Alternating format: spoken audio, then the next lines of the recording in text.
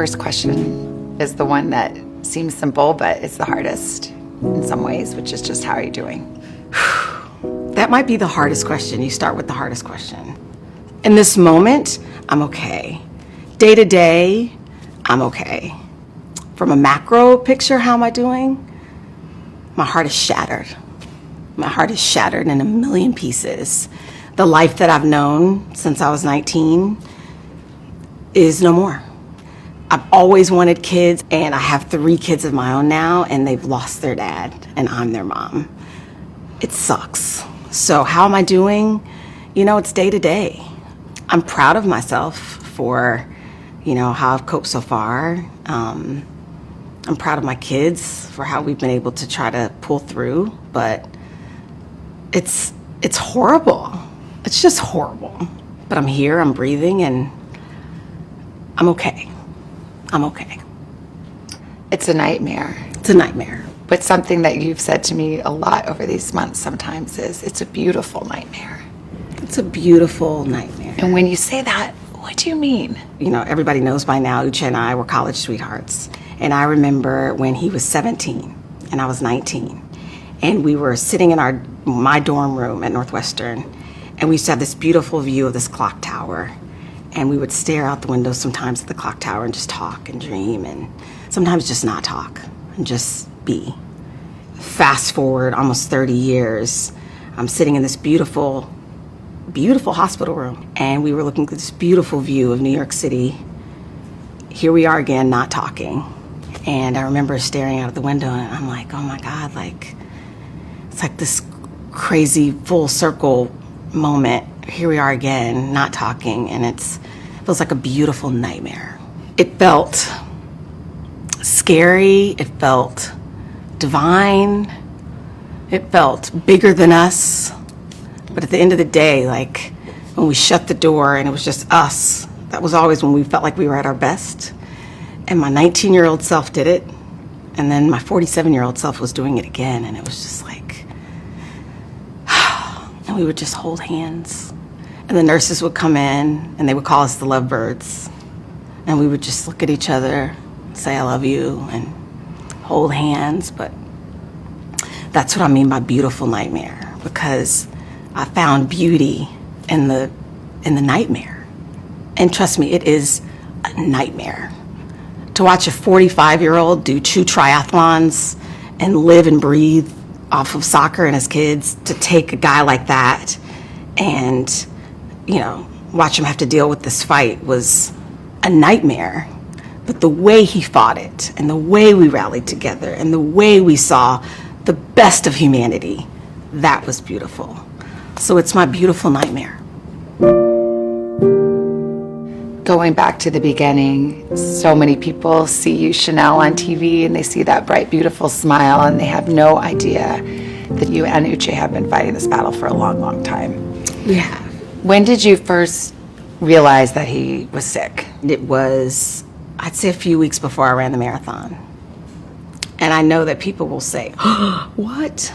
But I ran that marathon with that on my shoulders. And little did I know that marathon was going to set me up for a real one.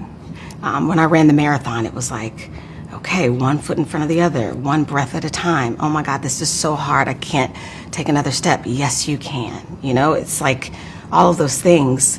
Who knew it was like a template, a manual for what I was going to have to deal with. And it is interesting too, because, and I've talked to you about this, the people who knew would say, oh my God, you're doing such a good job at faking it. And it really bothered me. I would kind of brush it off, but it bothered me because I thought, I'm not faking it. My joy is real. I was on television for almost a year. With this happening behind the scenes? Yeah, I would do the show and then hop in the car and go be with him during chemo. But you say, I wasn't faking it till I make it. Your no joy was real. Make it. My joy was real. And I think 2 things can be true. I can hold on to my joy, first and foremost, because I had my faith. And you couldn't tell me that he wasn't going to beat it. I believed that he was going to be okay. I knew it was going to be tough, but we all believed he would be fine. And I got to that place where I didn't know what tomorrow would bring. So when I decided to take a leave, that was why, because I didn't know what tomorrow would bring, and I was starting to feel like I didn't want to miss it. I didn't want to look back. I wanted to be strong, and I wanted to look back and know that I was strong, but I didn't want to be so strong that I missed this blessing right in front of me. You know, that I missed the fight, that I missed the beauty in the fight, that I missed just looking in his eyes, because I was his oxygen sometimes. I would just, I love you. We're going to be okay. I love you. Look at me. I'm here. And can I just say, Chanel, as your friend that witnessed this, you did that. You put the whole family on your shoulders. You carried him. You never lost that light in your eyes for him. You never lost it, and he never lost that light in his eyes for you. Yeah, if anything, it feels like it got stronger, you know? Listen, we would have been married 18 years this month, and it just felt like we always kind of had it. And when he was dying, I would say, this sucks, and this is scary, but if you asked me if this was going to be my fate, I would do it all over again. You showed love. You did love. You kept the faith. You fought the good fight. And so did he. Yeah. Uche was such a fighter, and he had such strong faith. It was his lifeline. You know, I can easily understand why when people go through something like this, they turn away from their faith. There are times where I'm like, God, I've been praying for this job since I was in 5th grade. Like, yellow construction paper, I did the helmet hair. Miss James will tell you, I did little hoop earrings and a little box by my head in 5th grade, and you got me all the way here, and you take my husband. Are you kidding me? Like, really? What did I do? Why me? There can't be a God. Like, no way a God would do that to somebody like Chanel. There's no way, right? It would be very easy to think that. But you look at somebody like my husband, his faith is what kept him going. You talk about faith over fear, he had it. And when he was low, there was nothing I could say. There was nothing anyone could say. The only thing that would soothe his heart would be like praise and worship music. And it would just give him this peace. And I watched him in his toughest moments.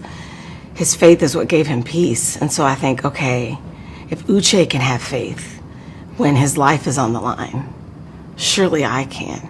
And surely we all can. And so I saw him hold on to it. And so then I held on to it as well.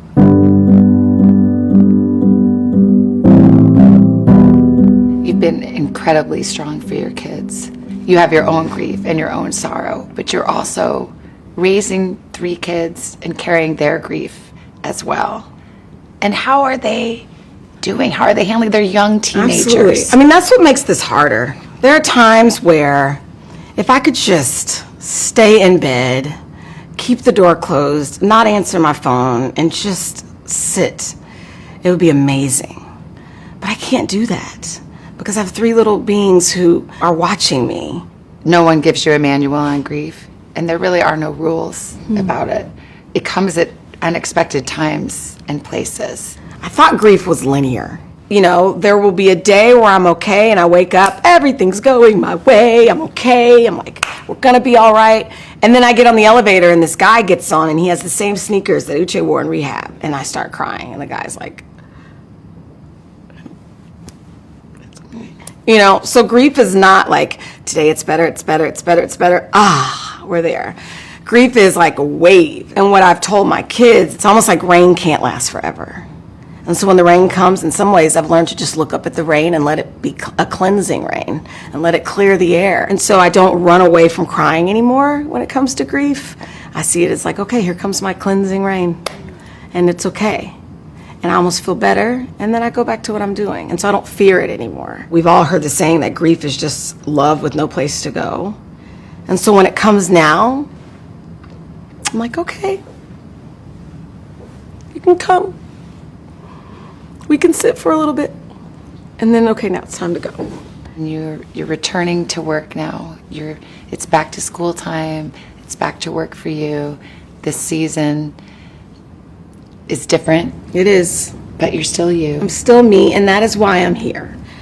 I will tell you, I have feverishly searched for a muse, or like, who can I admire? Who's lost their husband that I can be? I went to YouTube and I was trying to find like the closest thing to me. So I Googled Black Widow, and it was just spiders.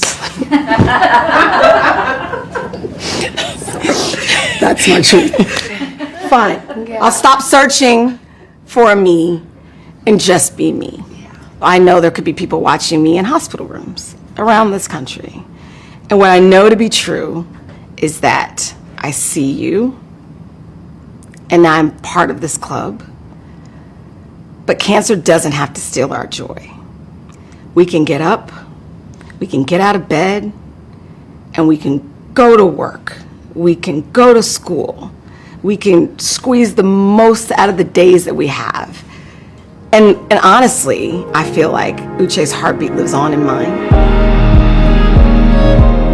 So I owe it to him to just squeeze the most I can out of this thing. It's like, okay, we got this for you. And so for all of us who are grieving, it's like, okay, we can grieve, but we can also still try to move forward. We don't move on, but we move forward with our loved ones. And I hope that just by me being on this set and me returning to work, it's like, okay, if I can do it, so can you, right? So don't get me wrong, like, my heart still hurts. So if you see me now and you see me laughing, or you turn on the morning show and I'm laughing or having a good time, you root for me, because I'm fighting for my joy.